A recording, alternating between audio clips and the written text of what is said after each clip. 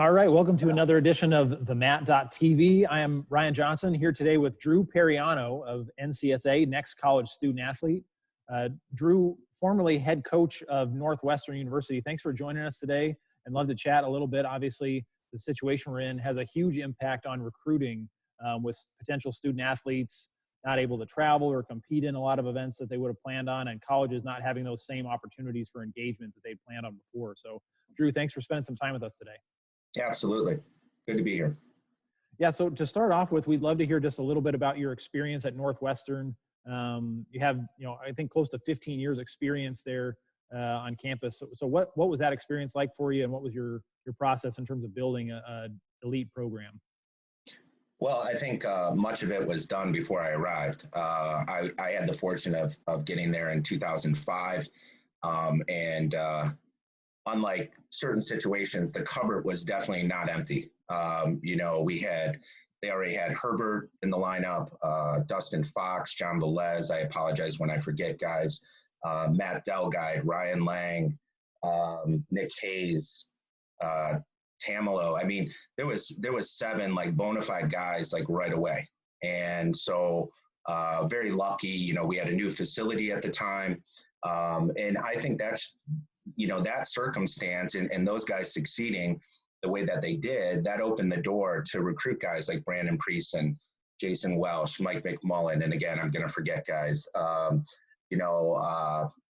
Obviously Jason Surtis, So the recruitment that was done before me with Tony Ursuline, Tim Szewski, Rob Eiter, they just did a fantastic job of making the team exceptional from the get-go, and then it just leads to more successful recruiting. And now when you look at Coach Storniolo and his staff, I might get in a little bit of trouble here, but I think that's the best staff Northwestern's ever had. And you're seeing it in their recruiting now. They're just bringing in top-level guys, and they're also developing guys, which is another key ingredient. When coaches are looking at recruitment, they're looking at guys that they can surely develop. And so it's just like, the pieces were put in place long before I was there. And then we just had great coaches when I was there. I mean, there were so many, I can't even go through the list, but I mean, like when Coach Storniolo was there, it wasn't a surprise that Andrew Nader became an All-American. Jason Welsh was a 3-time All-American, because he was working with those guys like nonstop. And that connection that you make with the coaches in the recruiting process is huge.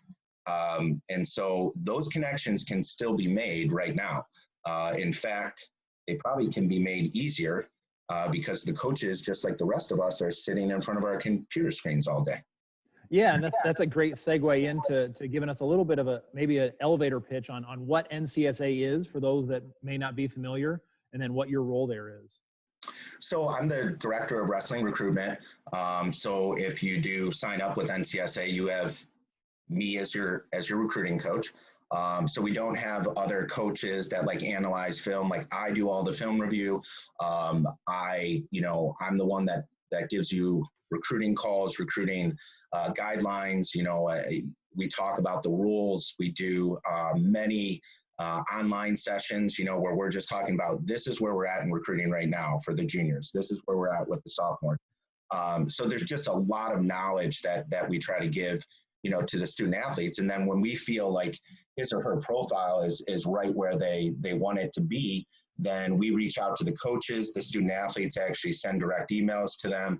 And then I actually have the ability to send out their profiles to the programs that I really think that they fit best with. Whether it's Division 1, 2, 3, NAIA, junior college, we just try to do a great job of placing the student athletes where they can thrive.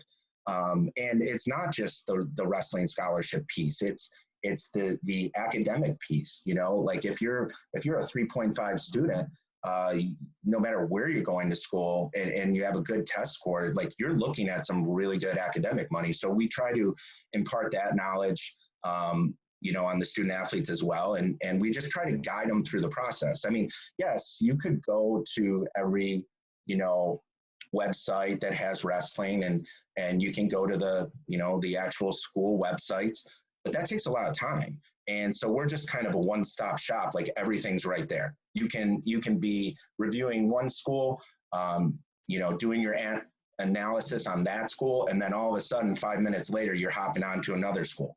And we have all the coaches listed. So this time of year, I'm spending a lot of time moving coaches where they're going. So we want to keep that current. Yeah, and you mentioned the kind of the search parameters or the search powers that NCSA has. That was one thing that I was blown away by when I first got to look at the back end of it, or from a user side. It's not just searching programs that have wrestling, and certainly not limited to just the Division I programs that get the most press coverage. You can search for, I want to go to college in a town of this size population, or in this part of the country, and it gives you every wrestling program available, ones that you might not have ever even heard of, but would be a great fit for what you're looking to do both on and off the mat. Yeah, and that happens all the time on my calls. Like parents, more so than the student athletes themselves, they're like, I didn't know that school had a wrestling program. And, you know, with the influx of programs, and I'm sure we'll talk about this in a bit, I mean, wrestling is growing right now. You know, it's growing at the D3 level, it's growing at NAI level, it's growing at D2, and then we'll talk about the women's wrestling piece, which is just growing exponentially. But yeah, I mean, you can literally say, I want to look at a school this size, I want to look at this part of the country. You know, we also have roster openings that we'll talk about. So like you can look at school X, Y, and Z, and they need a 149 pounder. And you know that they need a 149 pounder for this season or the next season. So it's just really useful. And it's really beneficial to the guys and girls that are on it a lot. You know, with the mobile app, I tell them, let's not play as much Fortnite. Let's look at your profile and let's update that. Absolutely. And you touched on it a little bit, but yeah, Flow actually just put out their wrestling recruiting class rankings out just yesterday. So this is a really important time of year when kids are used to being able to get their name out there and get on a radar screen. They might have just been wrestling in their state and looking forward to the spring when they can compete in some events. But with those not happening, what should those kids be doing now in order to help connect with college programs? Well, I mean, first I would say if you have online schooling, focus on that, because the grades are going to be really important, and even finishing this semester strong. I mean, when you're a sophomore and junior, that's very, very important. But you know, once your online schooling is over for the day, you know, sift through your videos from this season. And I would always tell a family, they're like, well, we've already sent you everything. And I would say, you know, there's probably some videos that you could add into your profile and really, like, you know, boost your recruiting capabilities. And then the other thing is, you know, continuing on with grades. And I know it's a little hard right now to get a hold of guidance counselors, but I mean, they're there. They're emailing you, they're corresponding with you, and they know that, you know, for the seniors, this is a very difficult time, but you're going to be able to get through it. You're a wrestler. So essentially building your profile, changing your season stats. Like there's certain times, you know, I'll call a student athlete and realize that they placed third in the state tournament back in February, and they need to get that updated, you know, on their profile. So just utilizing this time to make your profile basically look as good as you can, so then we're ready to send it off to the college coaches that you want to connect with. Exactly. And it's not just a tool for seniors, right? This is a time when juniors really need to start getting out there. And this may have been a time, you can make the argument that this might even be a more critical time for juniors, because a lot of seniors, they at least have 4 years. They have a complete high school body of work. Even if they missed out on some of the spring tournaments they were planning on, they've got a little bit more hay in the barn than some of the juniors do that we're really looking forward to this spring. Yeah, and you know, most of the seniors have already good connections with coaches. So, you know, there is obviously some concern about being on campus because, you know, now the COVID-19 epidemic is saying, you know, the NCAA is saying no visits until May 31st. However, like, coaches are getting really innovative. Like, I've talked to a lot of coaches this week, last week. They're doing FaceTime, Skype interviews, Zoom room.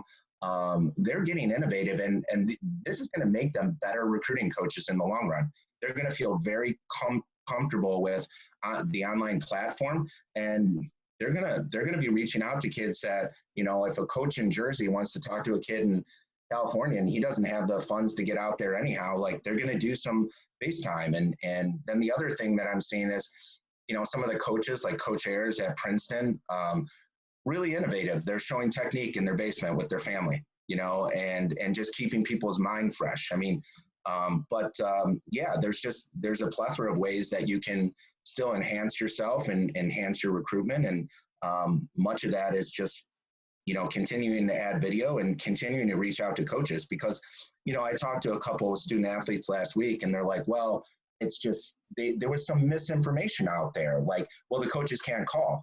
Yes, they can. They can't, they can't do a Skype interview with me. Yes, they can. There's so many forums this day and age where the coaches can reach out to you and just take advantage of those forums. That's a great point. And there's likely to be a lot more misinformation than there would even in a normal year with someone not knowing what the NCAA guidelines are with all the different changes that have taken place as a result of this pandemic. So if student athletes or families have questions on what they can and can't do, NCSA can be a great resource for them, right? Yeah, and we have a whole page dedicated to COVID-19 and the protocol and the timeline, because at one point we were at April 15th, then we upped it to May 31st. And the other thing we're going to talk about is, the wrestling camps. I know colleges do not want to cancel their wrestling camps. In many ways, that helps pay for their assistant coaches and travel budgets. And that's the last thing they want to do. And obviously you guys want to have Fargo, but we're a little bit in a holding pattern. But I just tell guys that are juniors and sophomores, let's focus on preseason nationals. Let's just put your energy into something that's positive. Yep, and we do have Fargo still on our calendars, but as you know, all the dates and deadlines right now are aspirational, and yeah. It's not going to be a decision that USA Wrestling makes in a vacuum. It's likely going to be made by the government or by health officials, as we've seen with all the other major sporting events. And so one other thing I wanted to touch on as well is, what age should a wrestler start to look at this recruiting process? Well, we actually have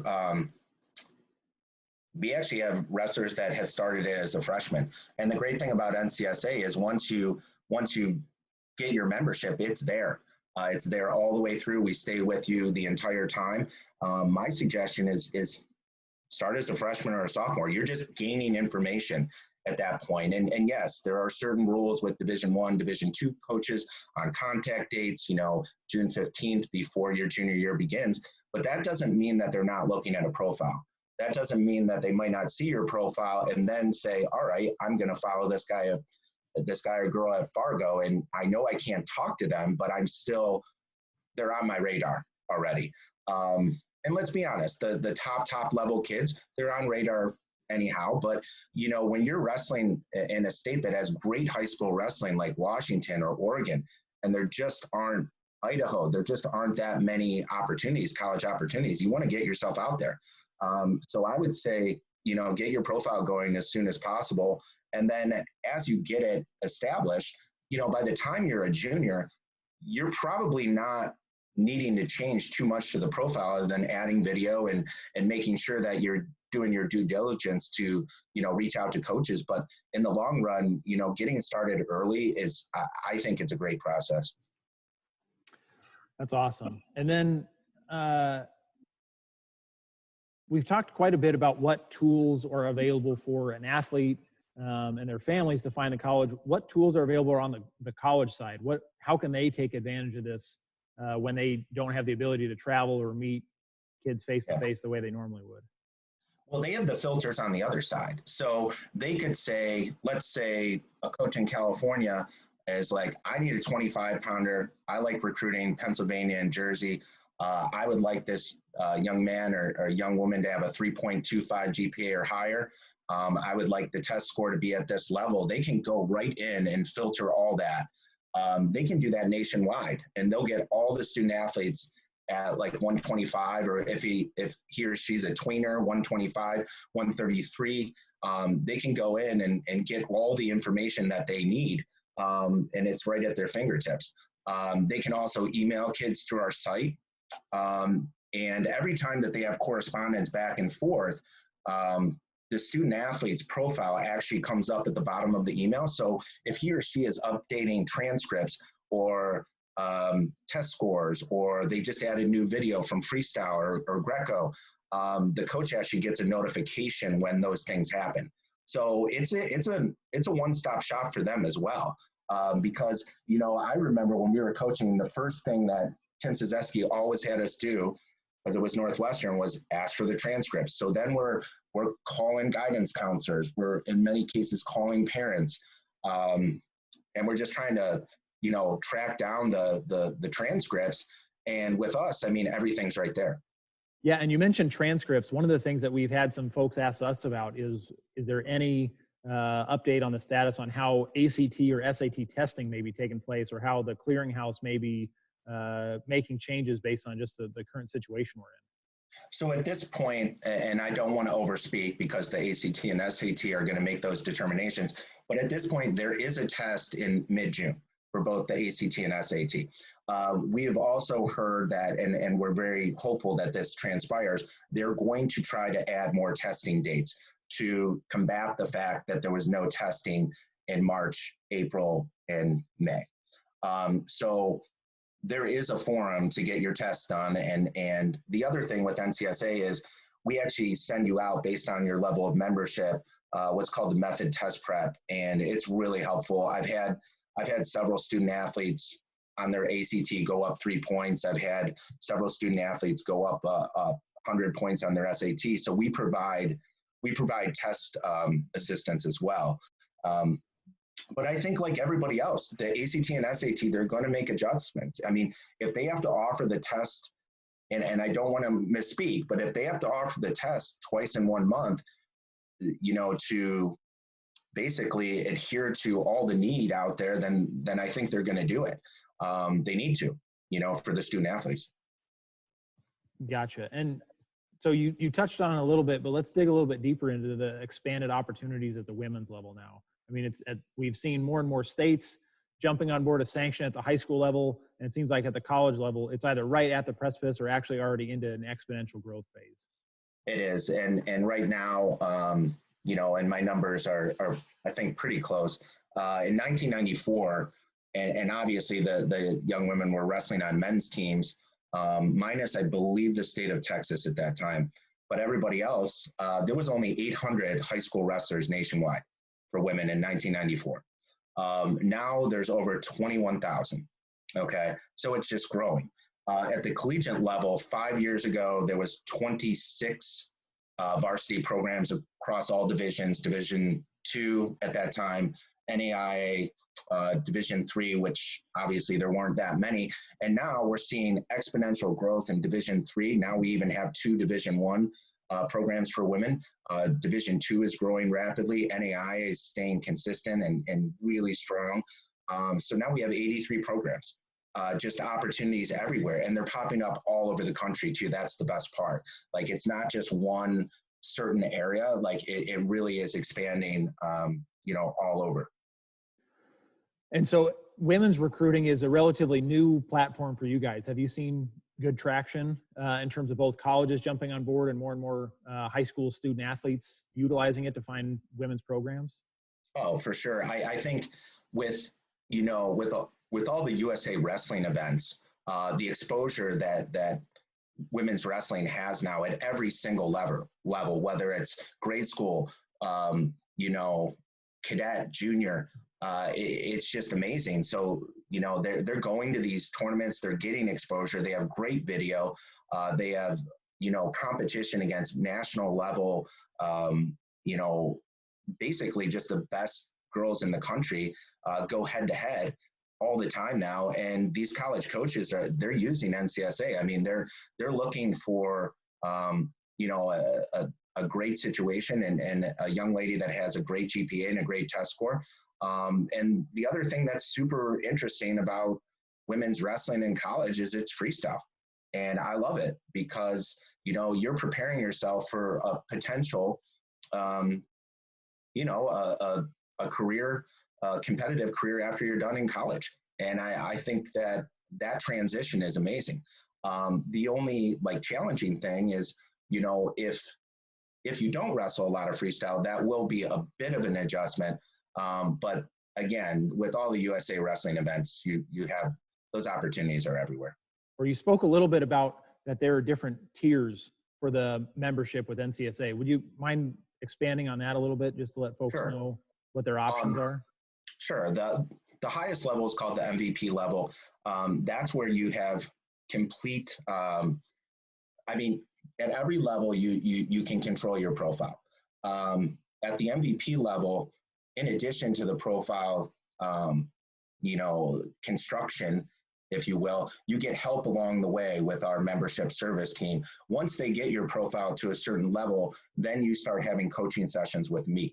And those are unlimited. So we'll also do evaluation sessions where I'll watch your video, and then I'll pick out probably 5 or 6 schools that obviously fit you wrestling wise and fit you from an academic standpoint. And if you have parameters on, what part of the country you want to be in. So the MVP level has complete access to me. The elite level, you have 2 coaching sessions with me. So you have 1 coaching session and then 1 evaluation session.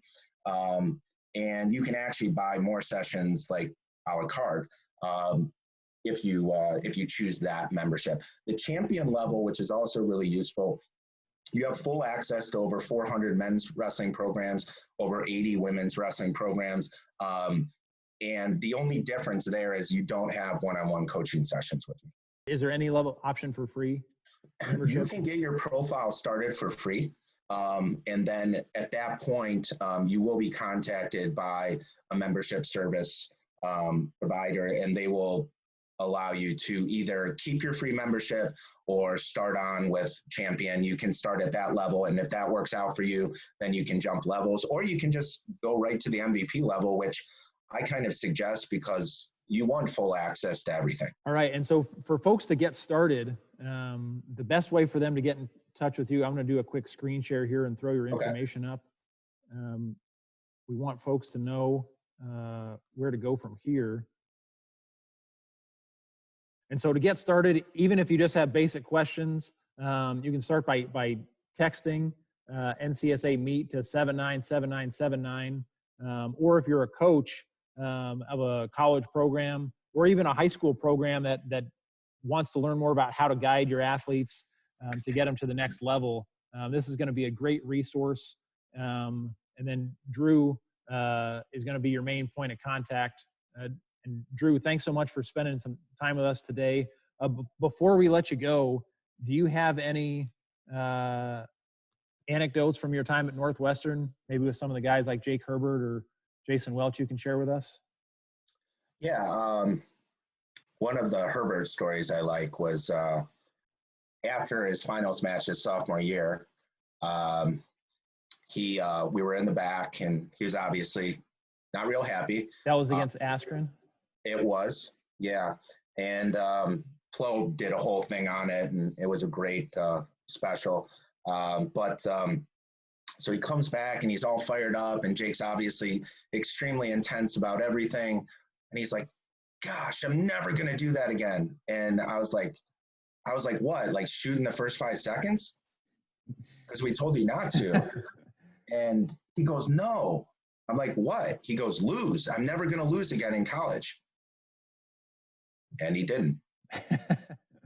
That's all. Spoke it into reality, right? Yeah. I mean, these guys were so awesome, like all of them, and just super cool stories. Like Andrew Nadir, like I think he was 4th or 3rd his senior year, one-time place winner in Michigan. And then he turns into a round of 12 guy his junior year. At one point, his sophomore year, he beat Lance Palmer at the Big Ten tournament. And then his senior year, he becomes an All-American. I mean, those stories, they're amazing. And it was just because of his hard work. And that's the development piece again. Like, not every student athlete is going to have a 2-time state championship logo after their name, right? Or they're not going to all be Fargo All-Americans. And coaches are really good at picking out the guys and girls that they just think will thrive in college, and sometimes you don't know. Those stories are just as exciting about national titles, in my opinion. Yeah, and maybe that's a good final thought. What are some of those key characteristics that you think set wrestlers apart if they don't have, a blue chip level resume? What are things that help them get looked at in a way, or makes them more appealing for a potential college coach? I think when the coaches go to all these tournaments, or even if they're watching your video on NCSA, it's how you carry yourself, win or lose. Like if you're winning, you're gracious, you get off the mat, you shake hands, and you're doing things the right way. I think they really look at that. I remember recruiting at Fargo up there, sitting up way up top with my binoculars, and what I would be looking for was like, how did they handle that, that 5-4 loss? Did they handle it? And then the next match they came back and they were ready to go? Or did that match, kind of get in their head a little bit? So I think the mental aspect and how you carry yourself, both on the mat and off. I mean, the other thing is if you have over a 3.0 or a 3.5, or you're just a really great student, you just have so many more opportunities. And so like working hard in the classroom, I mean, your school list could go from, 50 potential schools to 250 with a good GPA. So, I mean, the coaches are obviously looking for that. And they're not just building their programs with scholarships, they're building their programs with academic scholarship. So it's the complete package, right? It's how you handle yourself, it's how much you study, and it's what they think is your development level, where they think they can get you. Awesome. Yeah. And that's something that any kid can build and create a resume off of, right? It doesn't always have to come down to just the wins and losses. Yeah. And I mean, like when you're looking at programs that are getting added, so this is one other kind of funny story. Not funny, but I was very excited when Todd Hibbs got hired as the athletic director at Hiram College. And there was a lot of reasons for that, because he's just done a great job at the programs that he's been at. And I was talking to a family out in Massachusetts, and they actually used NCSA for their daughter, and she was playing basketball at Hiram. And she's the center for their team. And this was probably four months ago. And I go, oh, Hiram. I go, I grew up in Ohio. I grew up pretty close to there. I go, I predict in the next 3 years, they're going to have a wrestling program. Well, within 24 hours, Todd and their athletic department announced that they were starting men's and women's wrestling. So the dad texts me back. He's like, how did you know that? I'm like, I got lucky. But those things that happen in wrestling, I mean, I love going to the mat.com or going to Intermat, on a Friday morning and seeing that, we have a new program in the works. And, anytime that happens with NCSA, we get those changes up immediately. And so the student athletes can go in there and they don't have to wait a long time. We already have Coach Vogel, who came over from Gettysburg. He's already ready to go at Hiram and already recruiting. Yep, that's awesome. And obviously, we saw the sad news with ODU dropping their program, but it seems like every time we lose a Division I, 2 or 3 or 4 more pop up at the D2 and D3 level. So there's continuing to be more and more opportunities at the collegiate level to wrestle. And we're going to continue to push everything we can do on our end. And we know you guys are too, to keep those NCAA D1 programs insulated, but the opportunities for wrestling continue to grow. Yeah, that was very sad. And I hope it's just one, one casualty. They have a great staff there too. And I'm sure you're going to see not only the coaches, but the student athletes resurface. And I know coaches are, they're going to look at who they have on the team, and more importantly than just trying to get an ODU wrestler, they just want to make sure that they get their degree so they can move on in life and do whatever it is that they choose to do. Awesome. Well, any other final thoughts for our constituents here, Drew?